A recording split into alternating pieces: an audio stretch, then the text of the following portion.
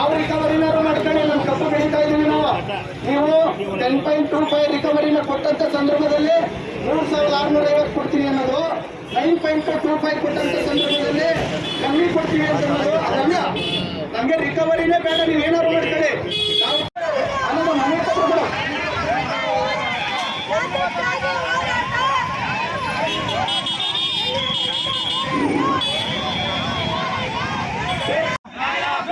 ಬೇಕೇ ಬೇಕು, ಅಯ್ಯಯ್ಯೋ ಅಯ್ಯಯ್ಯೋ, ಬೇಕೇ ಬೇಕು.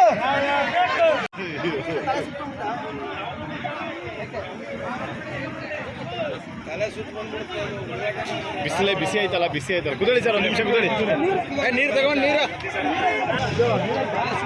ನೀರಾಯ್ತಣ್ಣ. ದೇವ್ರ ಸೇವೆ ಮಾಡಲ್ಲ ನೀನು.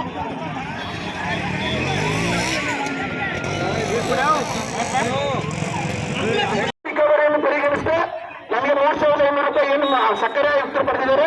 ಅದರಂತೆ ಕೇಂದ್ರ ಸರ್ಕಾರ ಮತ್ತು ರಾಜ್ಯ ಸರ್ಕಾರ ಘೋಷಣೆ ಮಾಡಬೇಕು ಕೂಡಲೇ.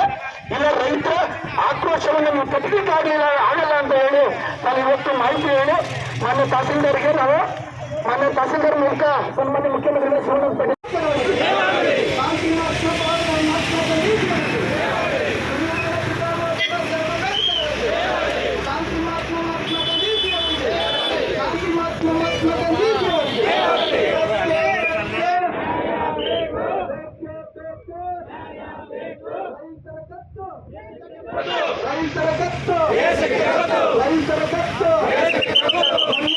ಉಳಿವಿಗೆ ಕಾರಣಲಾಗ ಆಡಲಾಗುವಂತ ಕೇಂದ್ರ ಮತ್ತು ರಾಜ್ಯ ಸರ್ಕಾರ ಕೇಳಿಸಿದ್ದಾರೆ.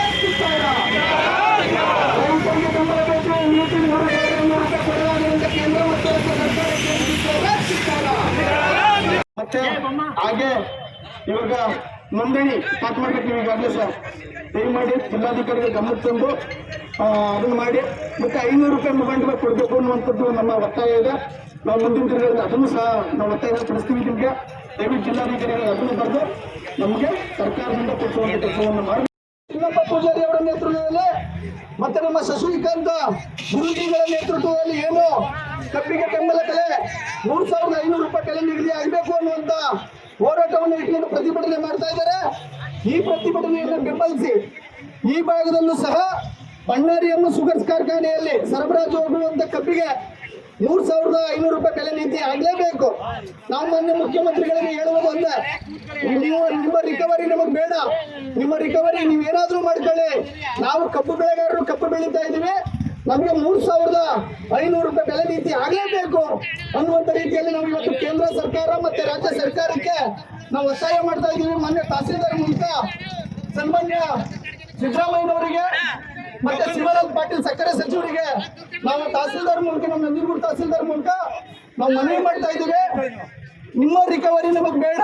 ಈಗಾಗಲೇ ಕಾರ್ಖಾನೆಗಳು ಸತತವಾಗಿ ರೈತರಿಗೆ ಕಬ್ಬು ಬೆಳೆಗಾರರಿಗೆ ಅವಮಾನ ಮಾಡ್ತಾ ಆತ್ಮಹತ್ಯೆಗೆ ದುಡ್ತಾ ಮತ್ತೆ ರೈತರನ್ನ ಮೋಸ ಮಾಡ್ತಾ ಬಂದಿದ್ದಾವೆ. ಹಾಗಾಗಿ ಕಾರ್ಖಾನೆಗಳು ಹೇಳುವಂತ ರಿಕವರಿ ನಮಗೆ ಬೇಡ.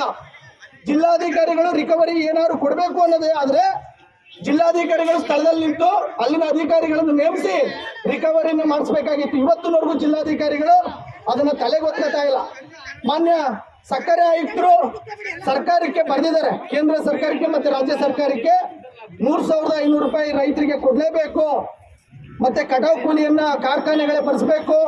ಮತ್ತೆ ಟ್ರಾನ್ಸ್ಪೋರ್ಟ್ ಏನು ಸಾಗಾಣಿಕೆ ವೆಚ್ಚವನ್ನು ಸಹ ಕಾರ್ಖಾನೆಗಳು ಭರಿಸಬೇಕು ಅನ್ನುವಂಥ ನಿಟ್ಟಿನಲ್ಲಿ ಇವತ್ತು ಆಯುಕ್ತರು ಬರೆದಿದ್ದಾರೆ. ಆದರೂ ಸಹ ಕೇಂದ್ರ ಸರ್ಕಾರ ರಾಜ್ಯ ಸರ್ಕಾರದ ಮೇಲೆ ಹೇಳೋದು, ರಾಜ್ಯ ಸರ್ಕಾರ ಕೇಂದ್ರ ಸರ್ಕಾರದ ಮೇಲೆ ಹೇಳೋದು, ಹಿಂಗಾಗಿ ರೈತರನ್ನ ಇವತ್ತು ಬೀದಿಯಲ್ಲಿ ಕೂರಿಸುವಂತ ಕೆಲಸವನ್ನ ಈ ಸರ್ಕಾರಗಳು ಮಾಡ್ತಾವೆ. ನಾವು ಇವತ್ತು ಹೇಳ್ತಾ ಇರೋದ್ರಿಂದ ಇವತ್ತು ಸಾಂಕೇತಿಕವಾಗಿ ಒಂದು ಪ್ರತಿಭಟನೆಯನ್ನು ಮಾಡ್ತಾ ಇದೀವಿ. ರಾಷ್ಟ್ರೀಯ ಹೆದ್ದಾರಿಯನ್ನು ಬಂದ್ ಮಾಡಿ ಕೂಡಲೇ ನೀವು ಇದನ್ನ ಈ ಕ್ರಮವನ್ನ ತಗೊಂಡು ರೈತರಿಗೆ ಸಮರ್ಪಕ ಬೆಲೆಯನ್ನ ನೀವು ಘೋಷಣೆ ಮಾಡದೆ ಹೋದಂತ ಸಂದರ್ಭದಲ್ಲಿ ನಾಳೆ ನಾಳಿದ್ರಲ್ಲಿ ನಾವು ಎಲ್ಲ ರಾಷ್ಟ್ರೀಯ ಹೆದ್ದಾರಿಗಳನ್ನ ಬಂದ್ ಮಾಡುವುದರ ಮೂಲಕ ನಾವು ಕಾರ್ಯಕ್ರಮವನ್ನು ಹಮ್ಮಿಕಬೇಕಾಗ್ತದೆ. ಮಾನ್ಯ ತಹಸೀಲ್ದಾರ್ ಮೂಲಕ ನಾವು ಈ ಮಾಹಿತಿಯನ್ನು ಕೊಡ್ತಾ ಇದ್ದೀವಿ. ಕೂಡಲೇ ಸರ್ಕಾರಗಳು ಕೂಡಲೇ ಎಚ್ಚೆತ್ತುಕೊಳ್ಳುವಂತ ಕೆಲಸ ಮಾಡಬೇಕು ಅಂತ ಹೇಳಿ ನಾನು ಈ ಮನವಿಯನ್ನು ಮಾನ್ಯ ಮುಖ್ಯಮಂತ್ರಿಗಳೇ ಶಿವಾನಂದ ಪಾಟೀಲ್ ಅವರಿಗೆ ನಾನು ಕೊಡ್ತಾ ಇದ್ದೀನಿ.